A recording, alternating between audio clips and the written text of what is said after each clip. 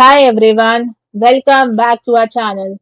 Today in this video, we are going to see how to fix Kensington Docking Station not connecting, USB-C, display and driver troubleshooting. To quickly fix a Kensington Docking Station that isn't connecting, perform a hard reset. Shut down your laptop, unplug the dock from the wall and laptop, and then wait at least 45 seconds to drain residual power. Afterward, plug the dock's power in first and then connect the host cable to your laptop. Fix 1. Power and protocol reset. Shut down your laptop completely. Do not just restart. And unplug the docking station's power adapter from the wall.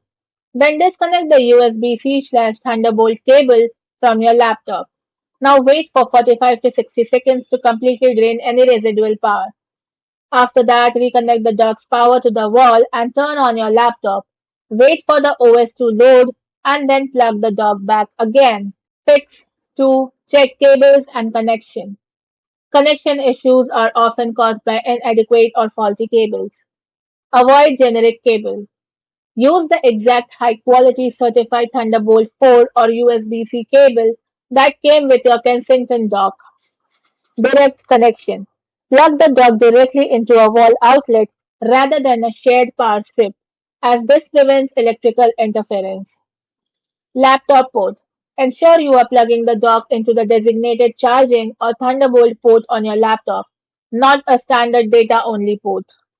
Fix 3. Reinstall Kensington and Display Link drivers. Unplug the dock from your laptop and open your computer's control panel or settings. Then find and uninstall all Kensington and DisplayLink drivers, then restart your PC. Now, for Universal and DisplayLink enabled docks, download and install the latest DisplayLink drivers. Then reconnect the dock to detect and automatically complete the driver installation.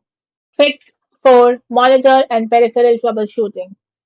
If your dock connects but external monitors or devices aren't responding, check for hardware compatibility. NVIDIA GPU issues. Users utilizing NVIDIA GPUs with driver version 3.1.0.15.3713 or newer occasionally face display dropouts. For optimal results on device like the SD4880P support page, rolling back to an earlier graphics driver may fix the issue. Laptop battery. If your laptop battery is extremely low, it may attempt to draw fast charging power that exceeds the dock's maximum output, causing the dock to cut the connection. So charge your laptop over 50% using its standard wall charger to test the scenario.